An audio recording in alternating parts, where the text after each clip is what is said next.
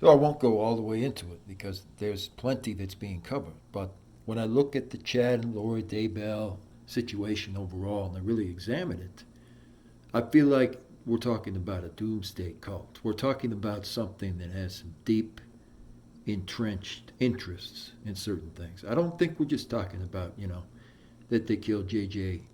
and Tylee Ryan or something, for example, or anything like that.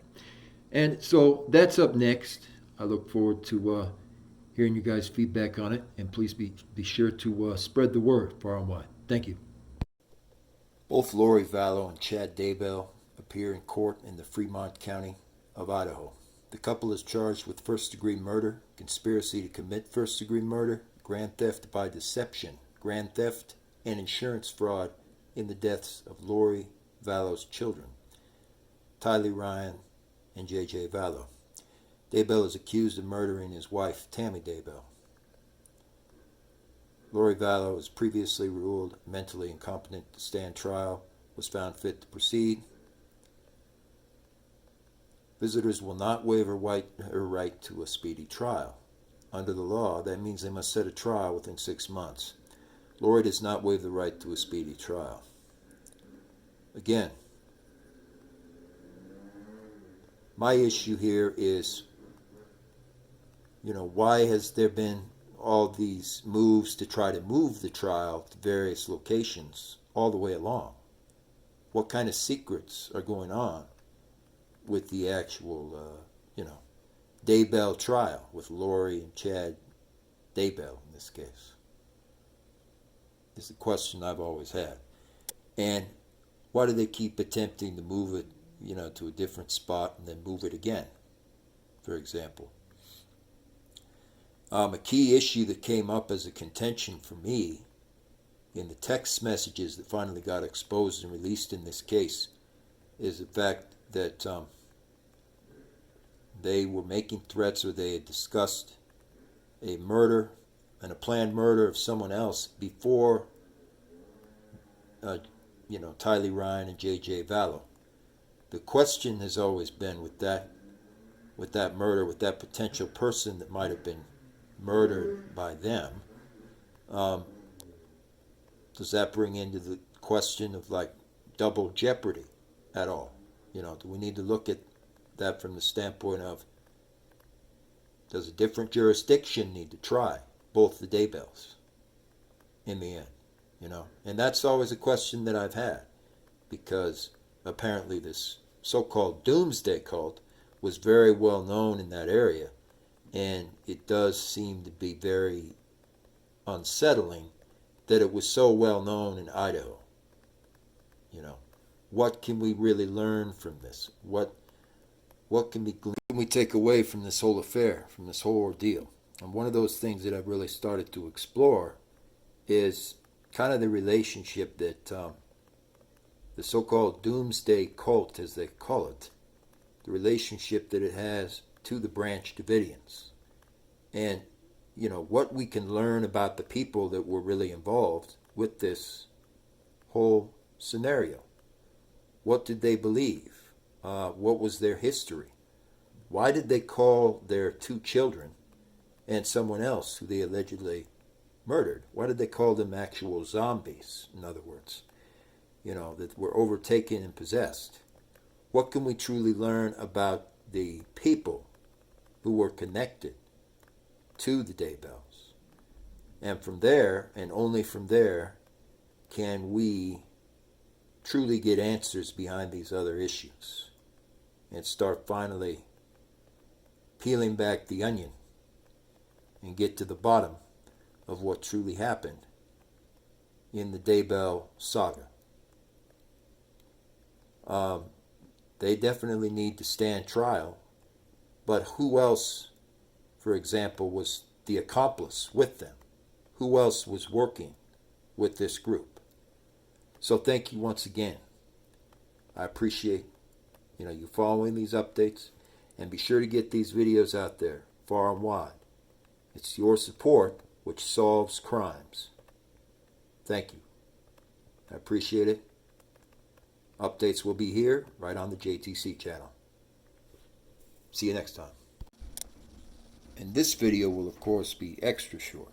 This is the Chad Daybell unfolding scenario, a doomsday cult and update.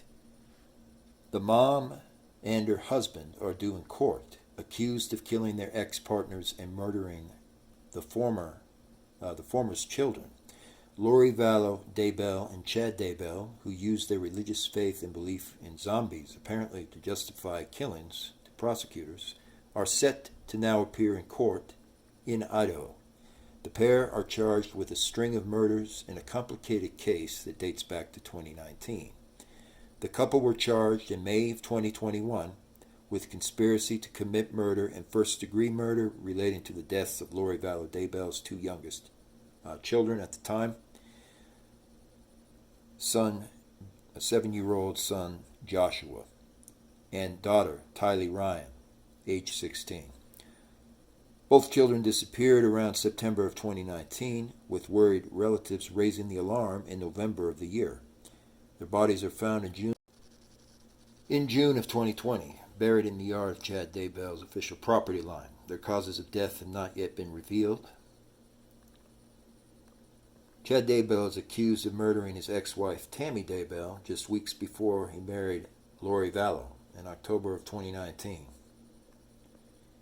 Lori Vallow Daybell is charged with conspiracy to commit first-degree murder after allegedly plotting to kill the estranged husband, Charles Vallow, with her now-deceased brother, Alex Cox. Cox is said to have fatally shot his brother-in-law on July 11, 2019, in Chandler, Arizona, but insisted he was acting in self-defense. When Charles Vallow was killed, he had been seeking a divorce from Lori Vallow Daybell, claiming she believed she had been transformed into a godlike figure. He reportedly told his lawyer that he feared for his life, apparently, and the children were moved to Rexburg, Idaho. Tammy Daybell died in October of 2019 from natural causes, they say. But suspicious authorities exhumed her body after Chad Daybell got married 2 days later. They found more than they bargained for, including a reported leaflet belonging to a doomsday cult. One friend, Melanie Gibb, told officers Lori Vallow Daybell had previously referred to her children as zombies, while Arizona police said the couple shared text messages in which they discussed how Tammy Daybell was possessed. Lori Vallow Daybell was committed to a mental health facility in Idaho in June of 2021 to restore competency. Today's arraignment hearing was set to begin at 9 a.m. with Chad Daybell due in the courthouse at St. Anthony, Fairmont County of Idaho. Chad Daybell pleaded not guilty to all charges, and Lori Vallow Daybell has not yet had an opportunity to enter any pleas. So, I think it's ironic that Lori Vallow Daybell talks about so indignantly that, she was just taking her children out to go shopping and so on, and they acted off the wall. And so she needed to make sure that they were permanently buried. Because there are text messages that have come out of this court case. I've been following this for a while, actually, that indicate Lori Daybell essentially intended to get rid of those children a long time before these so-called shopping trips and these alleged shopping trips that Lori would take the kids out on. So I chalk it up again to just another doomsday cult scenario, because this is similar.